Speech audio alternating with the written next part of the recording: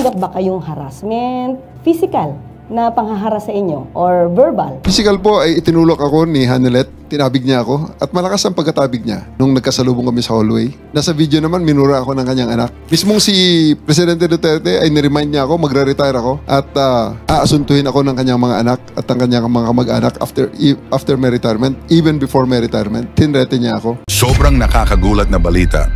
Grabe, General Torre, tumestigo na. Rumesbak sa Duterte si USEC Attorney Claire Castro, kulong si Hanilet pati si Kitty Duterte damay na. Ayon sa nakalap nating impormasyon, pakukulong daw ni Torre ang asawa at anak ni Digong sa ginawang pananakit at pagmumura daw nila. Kakasuhan na daw sila ng diretsyo, pati ICC pipigilan daw nila. Grabe, tumestigo na si General Torre, rumesbak sa Duterte si USEC Attorney Claire Castro. Kulong si Hanilet pati si Kitty Duterte damay na. Tara, panoorin natin. Of course, kailangan natin itong maituwid ang mga iba't ibang haka-haka. Dahil kung hindi po natin to maitutuwid at mapapaliwanag ng maayos, mismong taong bayan ay hindi nila malalaman ano ba nangyayari sa bayan natin. Especially patungkol dito sa sitwasyon na to. Marami nang pinag-uusapan tungkol sa jurisdiction ng ICC. Ito po ay matagal na rin pong ipahayag sa pamamagitan po na naging desisyon ng Supreme Court. Hayaan niyo po akong basahin ang sinabi po ng Supreme Court. And I quote, "A state party withdrawing from the Rome Statute must still comply with this provision, Article 1272, that states, a state shall not discharge by reason of its withdrawal from the obligations arising from this statute while it was a party to the statute. Even if it has deposited the instruments of withdrawal, it shall not be discharged from any criminal proceedings. Whatever process was already initiated before the International Criminal Court obliges the state to cooperate." At kung inyo po matatandaan, noong November 2021, panahon pa po ito ni dating Pangulong Duterte, humiling po ang gobyerno po under the administration or under the leadership of former President Duterte. Humingi po sila sa ICC prosecutor to defer then this investigation, claiming that national authorities had begun their own investigation into cases of extrajudicial killings attributed to the police during drug war operations.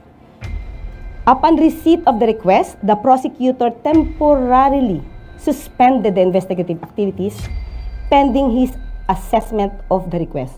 So in other words, mismong panahon po ni dating Pangulong Duterte, humiling po sila sa ICC prosecutor na ipahinto muna pansamantala yung kanilang pag-iimbestiga.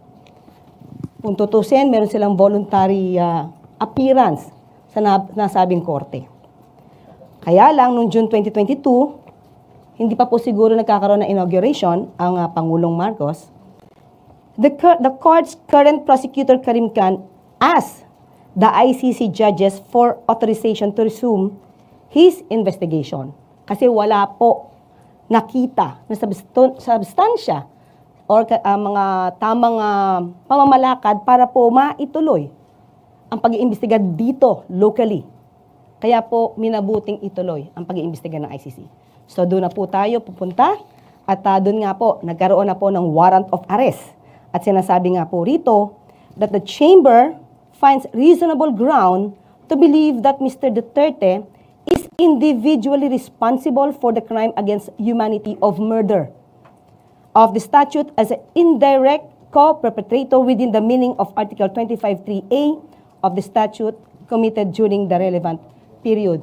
So, ang pag-uusapan na po natin ay yung warrant of arrest. Dahil marami po ang kumu-question kung meron bang valid warrant of arrest. So, tanungin po muna natin si General Nick. Sir, nung natanggap po ang warrant of arrest ng PCTC, ano na po ang sumunod na pangyayari na umabot na sa inyo to? We were requested by PCTC to help implement warrant of arrest. So, kanino po ito muna pinadala? Sino po yung una nakaalam na humihingi ng assistance yung PCTC? Ma'am Jean. Yes, ma'am. The GPNP was informed po nung request po ng PCTC for the PNP to extend police assistance po, and the Chief PNP directed po the CIDG under the leadership of General Torre to provide security assistance po sa PCTC. Ano po yung detalye na supposed to be task na gagawin ninyo para malaman po nila?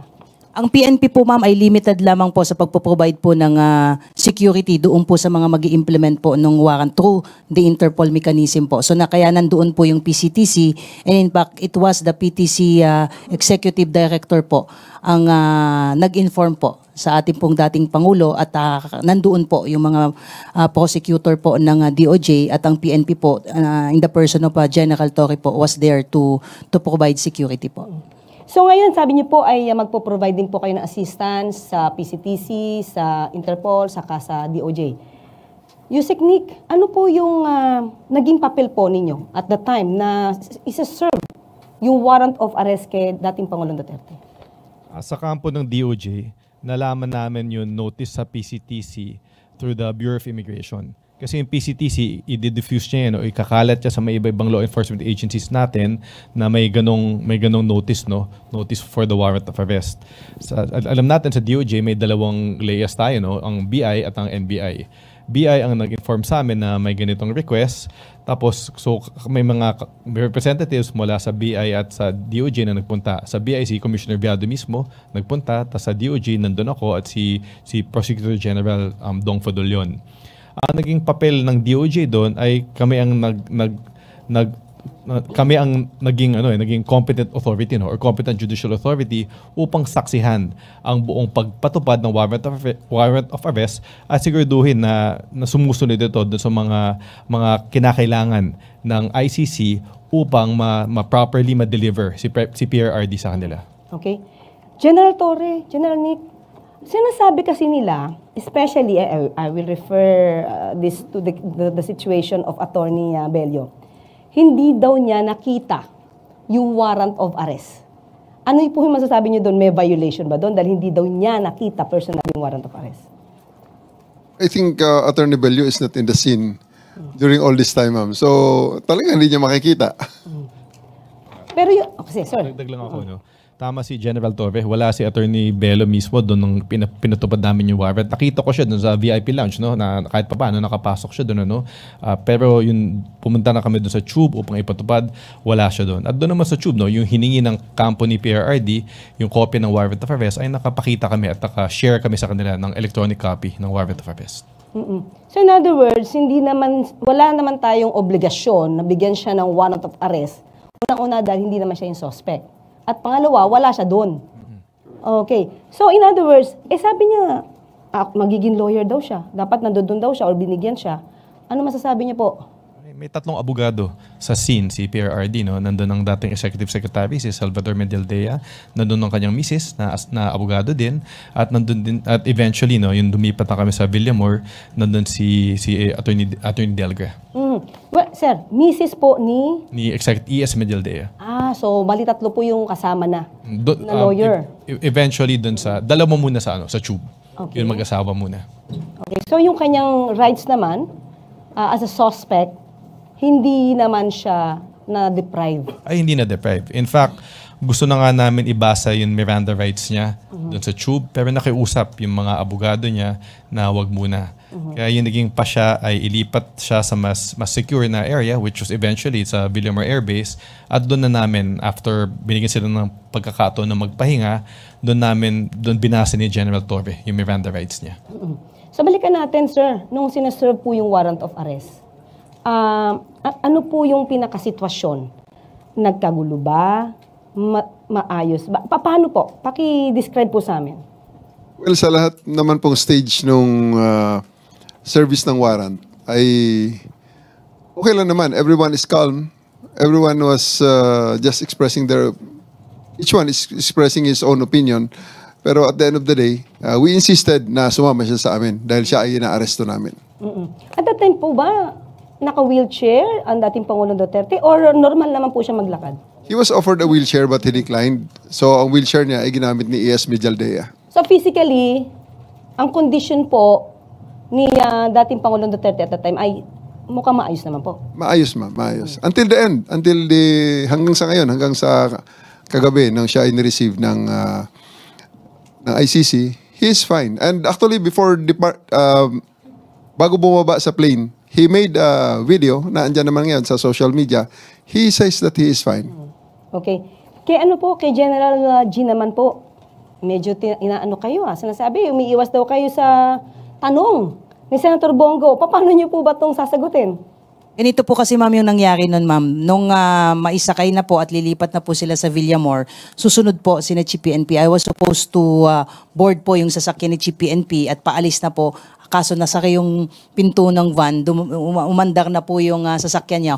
Humahabol po ako. Hindi ko po iniwasan, with due respect po kay Senator Bongo. Kung na-offend po siya, pasensya na po. Pero there was no intention on my part na takbuhan siya. It so happened na hinahabol ko po yung convoy. Kaya po tumakbo po ako, palayo po doon sa direction po nila. So from there, sa airport, dinala siya sa Villamor Air Base? Tama po ma'am. Yes, ma'am. Okay. Nung nakapasok na siya at dinala siya sa Villamor Air Base, General Torre, paki-describe. Kasi kanina may kinukwento po kayo na naging relax naman yata ang Pangulo at umupo siya sa kanyang sa sila ng Pangulo. Paki-describe nga po yon. Well, ang particular place kasi sa Villamor is the 250th Presidential Airlift Wing. Yun po ang lounge ng presidente ng Pilipinas.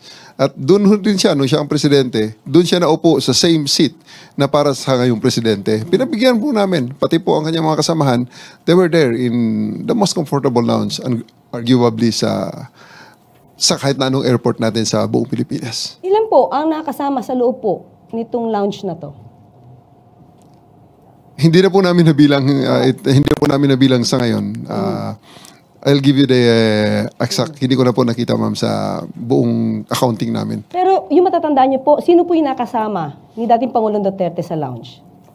Nandun po aside from former PRRD, nandun po si Hanelet, yung anak niyang si Kitty, andun ang mag-asawang Mijaldea, andun si Attorney Delgra, andun ang tatlong retired generals,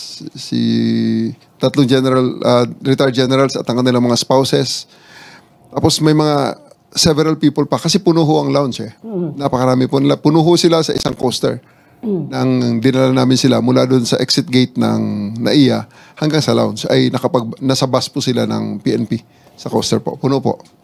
Ang nakwento nyo rin po kanina, parang dapat na umalalay, tama po ba ako, mga kababaihan ng kapulisan natin. At from start to finish, not one of our people touched PRRD. I did not allow it. The only people who touched him are his bodyguards. Nandun ho si Romy, yung bodyguard niyang sundalo.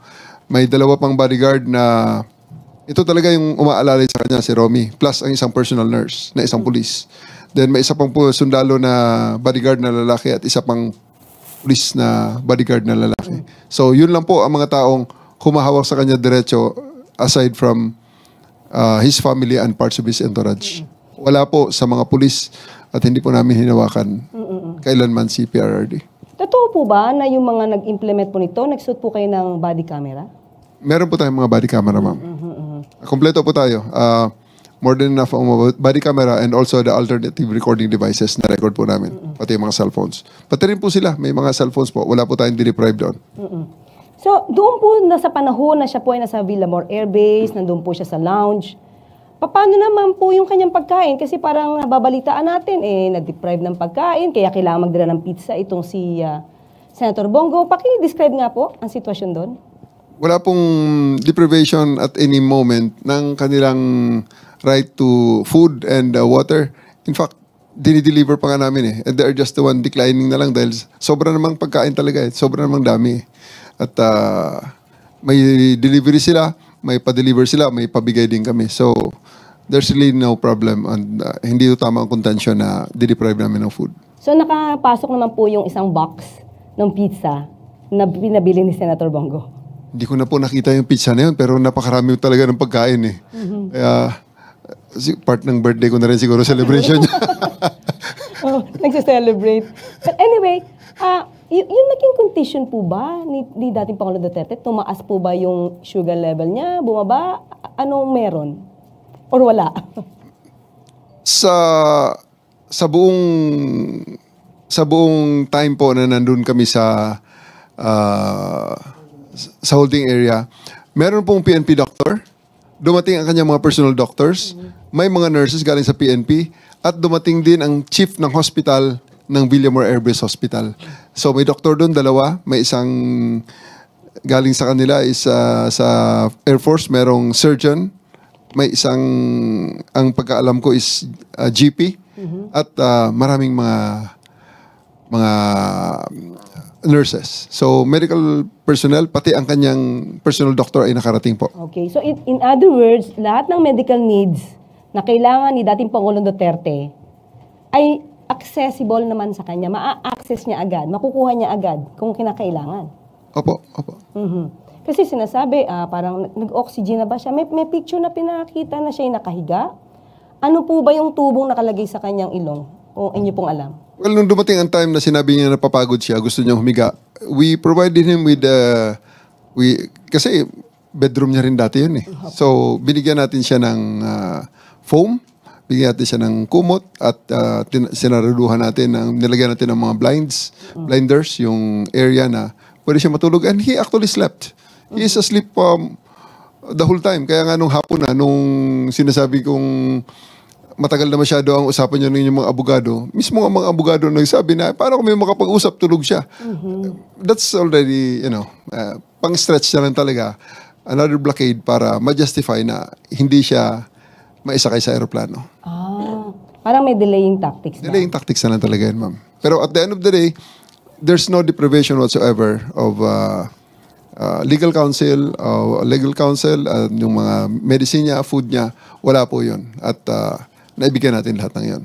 Ang medical needs niya actually, sobra-sobra pa. Pero di ba nire-request po na dapat madala daw sa ospital? At that time po, kailangan ba siya talagang dalhin sa ospital?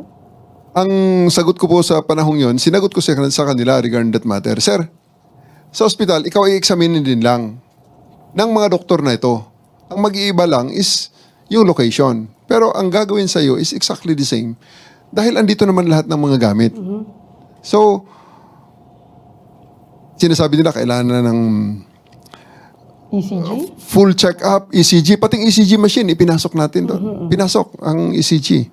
And kaya tinanong ko nga siya, Sir, ngayong araw na to, at this point, buong Pilipinas, ang dami ng hinuli ng mga nagkasala sa batas na aresto by virtue of a warrantless arrest at implementation ng search warrant. Tanong kita, Sir, ilan sa kanila ang dinala sa presidential lounge?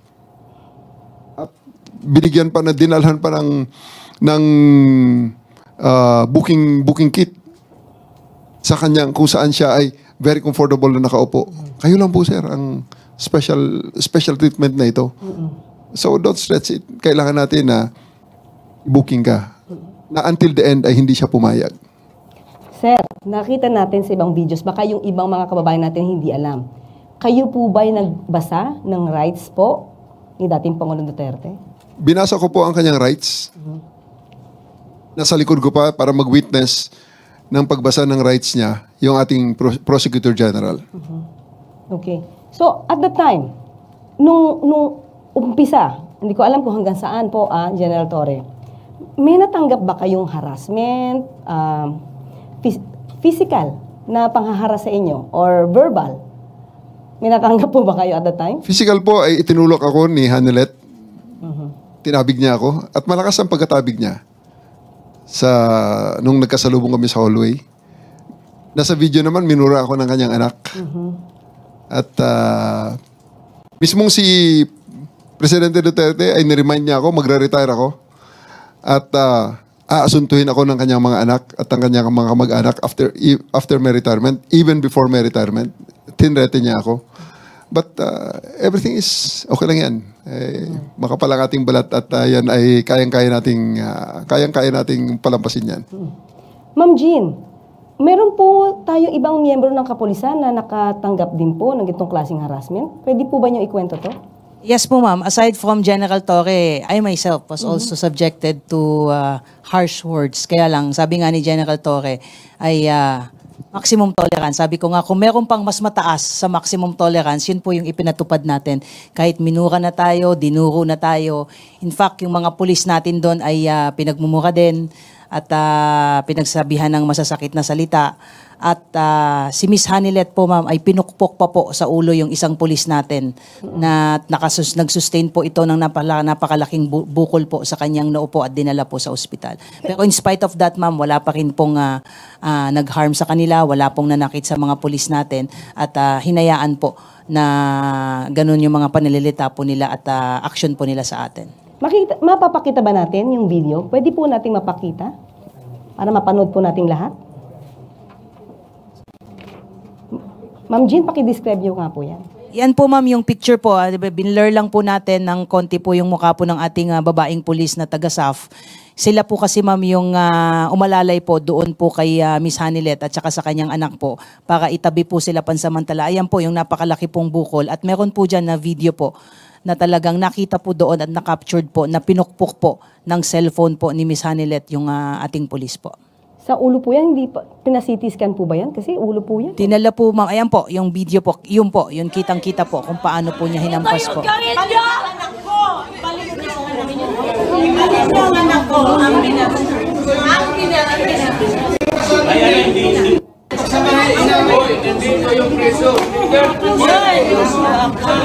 yung gawin niyo! Anak ko! Ibalik niyo ang anak niyo.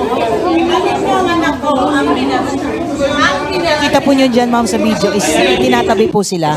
Kasi po ang haba na po ng panahon na ibinigay sa kanila and it has come to a point po na nagdesisyon po si General Torre na it has to stop. Kailangan na po nating kompletuhin po yung proseso. Kaya ang ginawa po ng mga pulis po natin, itinabi po si Miss Hanilet at saka yung anak po niya para makuha na po natin si dating Pangulo po at madala po sa bus po. Pero nakikita po natin doon sa video, parang moving forward. Itong si Kitty, yung anak. Saan siya papunta nun? Parang pumipilit siyang pumunta paabante. Saan po siya papunta niya? Gusto po nilang bumalik ma'am doon po sa area kung saan po yung ating dating Pangulo po. So yung mga kapulisan po natin, parang hinaharangan na lang sila. Opo, kinire-restrain po sila, nilalayo po sila at hinaharangan para hindi na po sila bumalik po doon sa area kung saan po nandoon po yung ating dating Pangulo po. Kasi maganda po maipaliwanag yung sitwasyon na yan. Kasi po baka magkaroon ng ibang kwento at sabihin na nahahara sila. Yung pala, sila po yung moving forward, going forward para po puntahan muli ang dating Pangulo. Yes po ma'am, yes po. Okay. So, after that, nung okay naman po yung sitwasyon ni dating Pangulo Duterte, physically, okay naman po yung kanyang kondisyon, paano niyo po siya naisakay sa aircraft? Well, ang tingin ko, ang turning point talaga doon is nung time na talagang humaharang si S. Medialdea at binigyan ko siya ng warning na talaga, sir, tapos na ito. Kanina pa ang usapan, kailangan sumakay ka na muna sa aeroplano, kayo sa aeroplano. At saka na natin pag-usapan ng iba pa, sa husgado na. So, nag-isip si E.S. Medialdea, dared me to arrest him, and I did. So, binasahan ko siya ng kanyang karapatan. Ninaras ko siya for PD 1829. So, at pinusasan ko siya. Kaya nang hinila ko na siya palabas, palayo, na nakaposas, siguro nakita ni PRRD na seryoso ako. At hindi tayo patatalo. At we do believe na talagang the majesty of the law has to reign supreme. Dapat masunod ang batas. Pero sir, nakita ko po sa video, parang binabasahan niyo ba siya? Or sinasabihan niyo siya rin na kanyang rights? Winarningan ko muna si E.S. Medialdea, sir, pag hindi ka pa umalis dyan, hindi matatapos ito. Dahil dyan, aarestuhin na kita ng obstruction of justice under PD 1829. And he dared me. So, I read him his rights, and I asked him to, if he understood his rights. And when he said na-affirm niya, naintindihan niya, sir, you are under arrest for PD 1829, halika na, sir. So, pinusasan ko at inalis. Nung makita ni PRRD yun, kasi bumalik uli ako nung inilagay ko sa bus, dala ko ulit ang posas. Sabi ko, sir, ito, kasunod, susundin ko sana si Attorney Delgray, pero umalis naman na sila at sumama na si PRRD. So in other words, sir, sabi nga po ni Ma'am Jean, maximum tolerance yung ginawa nyo. So ilang oras po ba at nagtagal po talaga yung pagsampa sa kanya? Pagdala sa eroplano po ni dating Pangulong Duterte? 12 hours, ma'am. 12 hours. Ganon din kayo katsaga. Ganon din katsaga ang miyembro ng kapulisan. Sabi ni General Fardo nga, ma'am, more than the maximum of the maximum tolerance. Okay. So, nung naisampa na, sabi po, ito po isang sandwich lang daw ang pinakain sa dating Pangulong Duterte habang nasa biyahe. Palagay ko, ma'am, babawiin na nila yan. Nung pag maalala nila na marami palang cellphone video doon. Kasi sa totoo lang, pati sa aeroplano, may video na kumakain talaga si former PRRD ng full meal. Full meal talaga. Babawiin nila yan, ma'am. So in other words, yung mga ganitong klase mga naratibo, ano to, para maging negatibo lang ang pagpapa-implement ng warrant of arrest, saka yung the whole operation? Wala na akong makitang ibang rason, ma'am, para ilabas nila yan. Pero at the end of the day, it will be their word against our cellphone videos. And at the same time, sabi nyo nga po kanina, maganda naman ang kondisyon ni dating Pangulong Duterte na nakarating na po sa Netherlands. Kaya nga, ma'am, so we have now the benefit of a 2020 hindsight. Mismo ang doktor doon ng ICC ang nagsasabi na is fit and he's okay. And siya mismo, bago siya bumaba sa aeroplano, gumawa siya ng video, pinadala niya sa pamilya niya, at ipinost ng pamilya niya, sinasabi, I'm okay. Ilan po pala yung kasama ni dating Pangulong Duterte sa kanyang trip? Ang kasama po niya, ma'am, yung kanyang close-in security, yung kanya pong personal nurse, si Attorney Miljaldia. Sa part, ma'am, ng government po ay may dalawang doktor po na kasama, dalawang CIDG po, at yung representative po ng PCTC po, mismong si Ambassador Lacanilaw po ang kasama. Teka lang po, at that time, syempre wala namang visa. Si Attorney Medialdea or ES, former ES. Paano po siyang napayagan na sumama pa kay dating Pangulong Duterte? Actually, ma'am, silang lahat walang visa. Kaya lang, tumulong po, ma'am, yung Philippine Embassy po natin sa Netherlands para i-process po yung mga karampatang visa, pati po yung kanilang mga appropriate clothings po ay pinobide po ng Philippine Embassy dahil malamig po doon. So pagdating po nila doon, inasikaso po kaagad sila ng kanilang pangangailangan po, including po yung pag-process po ng mga temporary visa po nila. Yung Philippine Embassy po natin ang tumulong doon. Okay, so maski na si ES po, meron siyang na-provide po siya ng mga tamang kasuotan dahil nga sa napakalamig na klima. Lahat po sila, ma'am. Yes, General. We will release the pictures pala, ma'am, sa inyo. Pati toothbrush, toothpaste, at mouthwash meron. Ayan. Ayan. So, wag po tayo maniwala doon sa mga sinasabi na na-deprive po ang dating Pangulong Duterte ng kanyang mga karapatan dahil ang bansa mismo, ang gobyerno po natin ay tumulong po sa kanila. Okay, balik naman po ngayon tayo kay Yusek Nikki. Yusek Nikki, may issue. Bakit daw nag-violate ng pagpapa-implement ng Rome Statute ng Section 59? Paki-explain nga po sa taong bayan, ano ba itong sinasabi nilang Section 59 ng Rome Statute? Unang-una, isang malaking pagbabaliktad doon sa posisyon nila yan. Dahil habang pinapatupad namin yung warrant of arrest, sinasabi nila na wala na tayo sa Rome Statute, wala na tayo sa ICC, dapat hindi gamitin yung mga provision ng ICC ng Rome Statute. Ngayon, dahil convenient, biglang ginagamit. Pero sa amin naman, may nakalagay doon sa Article 59 na dapat may competent authority, competent judicial authority na magsasabi, na magpapatunay na yung warrant, subject ng warrant of arrest ay si PRRD.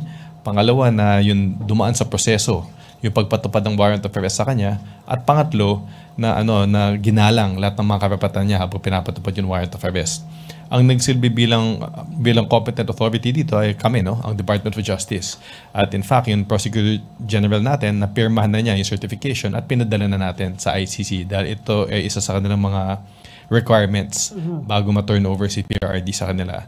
Sa atin, may masama ba na ang DOJ ang nagsilbi bilang competent judicial authority? Walang masama doon. Kasi unang-una, ang DOJ ay may quasi-judicial functions naman yan. At isa sa mga quasi-judicial functions ng DOJ ay sabihin, ay i-determine na kung isang arrest ay valid, magandang halimbawa dyan ay tuwing kami nagko-conduct ng mga inquest, tuwing nagko-conduct ng inquest sa mga fiscal natin, ang unang-unang ginagawa nila bago pa pagpasya, no, kung ipapasagutin yung respondent, ay alamin muna kung valid yung pag-implement ng warrantless arrest. So ito, walang bago dito. Ginagawa talaga ng mga fiscal natin to na sabihin kung tama ang pag-implement ng isang arrest sa tao. So, anong ginamit? Okay, sabi nga natin, hindi na tayo yung miyembro ng Rome Statute. Ano po in particular, yung ginamit natin na batas para po maging legal po ang pagsisilbi po ng warrant of arrest kay dating Pangulong Duterte? Bukod dun sa ating pagiging member ng Interpol, no, na yun yung kumbaga naging entry point natin for implementing this warrant of arrest, yung isang batas na ginagamit natin ay yung Republic Act 9851. Ito yung act that punishes crimes against international humanitarian law. Kung titingnan nyo tong batas na to, halos katumbas ito ng Rome Statute. Yung mga krimen na pinaparusahan sa batas na to ay yung mga krimen din na pinaparusahan sa Rome Statute. Halimbawa, yung war crimes, yung genocide, at yung crimes against humanity.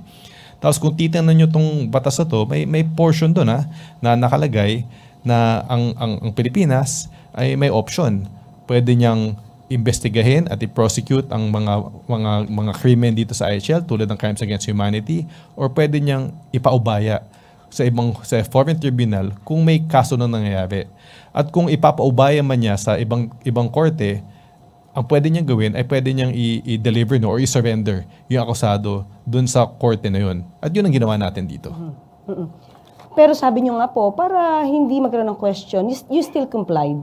Although hindi tayo dapat nagko-comply kasi hindi tayo miyembro. Hindi na dapat. Still complied too, para magkaroon ng substantial compliance. Kasi procedure na lang yan. Hindi na yan substantive issue, it's a procedural issue na kung papatanggapin ng ICC, CPRRD, kailangan may competent judicial authority na magpatunay na nasundan yung mga tatlong gusto nila. No?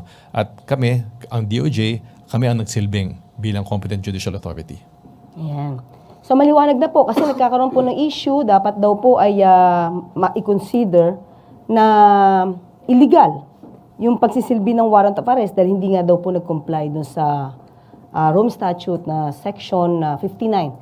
Pero pinaliwanag nga po ni Yusek Nikki na may substantial compliance and at the same time, ang ginamit po nating batas ay ang RA 9851. Okay? So, may mga katanungan pa rin po sa inyo. O nang una, okay? Mula kay Ivan Alvarez ng UNTV. Yung umiikot sa social media na bagsak ang moral ng mga polis. General Torre, totoo po ba to? I would refer you to Jean. Ipasa kita kay Jean kasi siya talaga ang kasama ng mga sinasabi lang umiyak na pulis. Ayan. Yung kumakalat na sinasabing sympathetic, yung mga pulis natin na umiiyak during the implementation po ng warrant of arrest. Hindi po totoo yun. Kung kayo po ay nakapasok po doon sa holding area, ay maliit lang po yun. At sa dami ng entourage nila, sa dami ng mga pulis natin na nandun, napakainit po nung suot po ng mga staff natin. Naka-camouflage po yun, nakasombrero. Kahit kami rin po ay basang-basa po ng pawi. So may nakita po, na-captured po doon na parang nagpunas po at nakayuko po. Ang sinasabi po nila ay umiiyak po yung pulis. Hindi po totoo yun. At ang sinasabi nilang mababa po yung moral ng pulis, hindi rin po totoo yun. At sa mga lumalabas na mga video, ang pakiusap po natin, huwag po tayong basta-basta maniwala. Ang PNP po ay nakafocus po sa pagpapatupad po ng aming mandato. Saka parang bakit naman babagsak ang moral? Considering na naging successful naman din po yung inyong pagpapa-implement ng rule of law. At walang naging madugong pangyayari sa nasabing pag-serve ng warrant of arrest. Tama po ma'am, sabi nga natin, professional ang ating mga kapulisan. Alam nila na nandun tayo para magpatupad ng ating mandato. At yun ang ginawa natin, sabi nga natin, mission accomplished, kaya mataas ang moral ng pulis natin. Okay. From Christian Yosores, Radyo 630. On whereabouts ni Senator Bato de la Rosa and police preparation in any eventuality if may ilalabas ding warrant of arrest kay Senator Bato. Yusek. Nasaan daw ba si Senator Bato? Parang nagparamdaman. Nakita ko naman may social media post siya na sinasabi niya di siya nagtatago. At hintayin na lang natin kung sakaling lumabas man, ayoko naman pangunahan natin yung ICC, no? Pero meron na tayong modelo, no? Upang kung paano natin ipapatupad yung warrant of arrest laban sa kung sino man akusado po doon na magkakaroon ng warrant of arrest. Pero parang pinahayag rin niya na willing naman yata siya sumama kay dating Pangulong Duterte. Okay, ito po ang tanong. How true that Senator Bato de la Rosa and retired Police Chief Oscar Albayalde could be the next to receive arrest warrants from the International Criminal Court for crimes against humanity regarding the roles in the previous administration's war on drugs? You say? Hindi kami privy kung sino talaga yung kung anong status ng investigation sa ICC, but ang alam lang namin, nabibig namin sa mga bali-balita, nakasama sila sa mga ina-investiga. Kaya yun na lang, abangan lang natin kung magkakaroon man ng warrant of arrest laban sa kanila. May tanong dito pero parang nasagot na po ni General Torre. In a video posted by former President Duterte's daughter, Kitty Duterte, minura po kayo while performing your duty. May additional pa po ba kayong response? Ayos lang yun, ma'am. Kaya nating palampasin yan. Okay, thank you. And how do you receive, or rather perceive this action, and what's the step will you take in response? I think kaugnay ito doon sa isang question. Bukod kay dating Pangulong Duterte and Senator Bato, ilan pang personalities, all in all, yung kasama sa arrest warrant ng ICC na ipapadaan sa Interpol? Isa lang, yung warrant na lumabas kay PRRD pa lang. So wala pang ibang natatanggap na communication? Pero kung titignan natin yung warrant, may nakalagay doon may language doon. Nalimutan ko lang kung yung exact language na may mga other individuals na ina-investigan. Oh, are you closely monitoring any movement amid any possible attempt to create a scenario similar to that of people power? How do we deal about that? General Torre. Ngayon na. At may directive naman sa amin. All the scenarios are taken care of at hindi naman nagpapabaya ang PNP regarding that matter. May mga official pronouncements na dyan si General Fajardo. General Fajardo. Ang PNP naman po, ma'am, ay laging nagme-maintain ng active measures po natin at kung meron mga nagpapahayag po ng kanilang mga saloobin dito sa mga pangyayari po, kakapatan po nila yan. Yan po yung tinatawag nating freedom of expression po nila. Pero hindi po lahat ng freedom ay absolute po yan. Ang PNP po ay tinitignan po at minomonitor po yan at nakahanda po tayo sa anuman pong mga mangyayari po at wag po nating sasabihin na may mga lumalabas po kasi ngayon, ma'am, na pinipigilan po sila. Hindi po, in fact, nagmo-monitor lang po tayo as part po ng ating security monitoring at yung ating pong mga nakikita po ngayon ng mga movement po ng police ay inire-relate po nila dyan. Pero sinasabi ko nga po is continuing po, ma'am, yung ating security preparation for election. So may mga nakikita po tayo mga simulation exercise. Yun lamang po ay bahagi po ng ating patuloy na paghahanda po para sa nalalapit po na election. Yeah. May kasunod po akong tanong, General Archin. There are infos na may sundalo, police na nag-resign because of former President's arrest. Former President Duterte's arrest. Fake news ba ito, ma'am? May mga nakita na po tayo, ma'am, na fake news po. May nakita na po ang ACG na gumagamit po at nagpapakita at nagpapakilalang mga pulis at sinasabi nag-resign. Nagtanong na po tayo sa personnel po natin. Wala pa naman po tayong nare-receive na anumang official communication na advising the PNP na mag-resign po sila. So, wag po tayong basta-basta maniwala po sa mga misinformation at disinformation. At ang sabi po ng ating Chief PNP kanina ay wala po tayong planong disiplinahin itong mga supposedly mga pulis. Ang sinabi lang po niya ay very clear kanina. Let us just remind our PNP personnel na sila ay membro ng PNP bagamat nire-respeto natin yung kanilang mga religious and political beliefs, pero hanggang nasa PNP po tayo ay dapat po ay sumunod po tayo doon sa mga pinatutupad po nating mga ethical standard, norms and policy po with respect po doon sa ating mga personal sentiments dahil meron naman po tayong umiiral na mga grievance mechanism na po pwede po nilang dalihin po doon. But for as long as they are members of the PNP, ay meron po tayong mga dapat pong i-observe na mga protocol with respect sa airing po ng ating mga personal sentiments po. Well, anyway, maliban dyan, maski na naman po ang Supreme Court mukhang naging biktima po ng fake news. Dahil may lumabas po na nag-issue nga daw po ang Supreme Court ng TRO. At si Senatoriable Attorney Lambino ang nagpahayag nito sa isang video. I hope hindi naman yun AI generated. So, nakarating po ba itong fake news na ito na meron TRO, General Torre, at the time? Yes po. Nung gabi pa lang, sa aeroplano pa lang, yun na ang sinasabi ni Attorney Villaldea na may lumabas ng TRO kaya hindi na dapat lumipad ng aeroplano. Kayo po, Yusek, nakarating din po sa inyo to? Yes, magkasama naman kami dun sa Villamor at narinig namin yun. Sakto na malapit talaga lumipad. Tapos dun kumalat yung balita na may TRO. Well, anyway, napatunayan po natin na hindi po totoo yun dahil naglabas po ng statement ng Supreme Court. Actually, meron ngang ruling na denied ang TRO na ito. Okay? So, yun po. Meron po ba unahin ko na po muna, ladies first. Si General Jean Fajardo, meron pa po ba kayo nais na idagdag sa inyong mga sasabihin o sa taong bayan?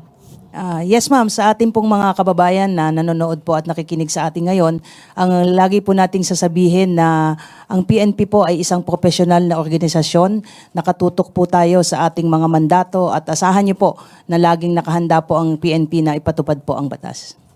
Okay. And Yusek Nikki, ano pong nais niyo pa pong idagdag kung meron? Nasabi na naman namin dun sa press release namin kahapon at nandun sa certification na linabas ng Prosecutor General. Ang tungkulin ng DOJ sa buong pagpatupad ng warrant of arrest na to ay patibayan na yung pagpatupad ng warrant ay dumaan dun sa tamang proseso. Tatlong bagay yung importante na si PRRD mismo yung inaresto, ginalang yung kanyang karapatan habang inaaresto siya at dumaan sa tamang proseso yung aresto. At kami, pinapatunayan namin yan at hindi lang naman salita to eh. May kita talaga natin sa mga video na talaga maximum tolerance ang ating pamahalaan. Binigay lahat ng mga naayon sa kampo ni PRRD habang pinapatupad yung warrant of arrest at walang nasaktan. Ginalang talaga sila through this entire process. Of course, thank you po. And the birthday boy, General Nick Torre. Maraming salamat po, ma'am, at maraming salamat sa suporta ng ating mga kababayan. I just would like to reiterate that I don't find joy in doing these difficult jobs. Una-una, sayang naman yung handa ko ng birthday ko. So, gusto ko lang i-emphasize na hindi ko to ginagawa para sa personal aggrandizement o kung ano pa man. Kundi ito ay ginagawa natin dahil ito ay trabaho natin, especially that I'm the chief of the Criminal Investigation and Detection Group.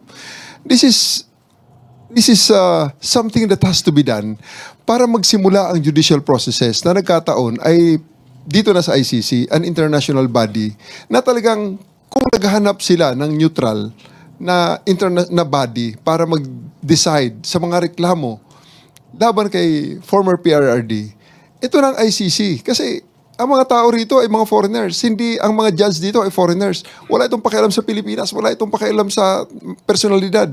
Ang pakialam lang nito sa mga facts na ibibigay sa kanila para desisyonan nila.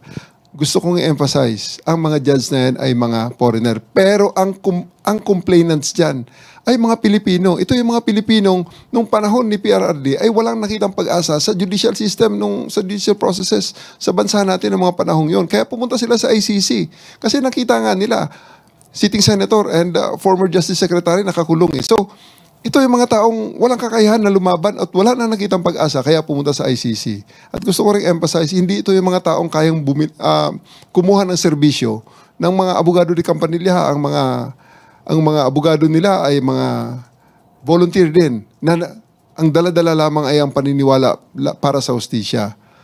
So sa ngayon, dinalan nila sa isang forum na neutral ito, si FPRRD, and the former president, I'm very sure, has the capacity to defend himself using the lawyers that he can afford, that he will get. So, I think this is fair. At sa warrant of arrest na ipinilabas ng ICC, magsisimula lang lahat ng iyon kung ma-take into custody si former President Duterte at madala sa kanila, ma-endorse sa kanila para they can take the jurisdiction and the judicial process can start so that justice can be dispensed for all. Kung siya ay inosente, mapabilis ang pagdeklara na siya ay inosente. Kung siya ay guilty naman, mapabilis din ang pagbigay ng hatol sa kanya para mabigyan naman ng hustisya itong mga nagrereklamong nagkiklaim na sila ay naging biktima ng paglabag niya sa batas.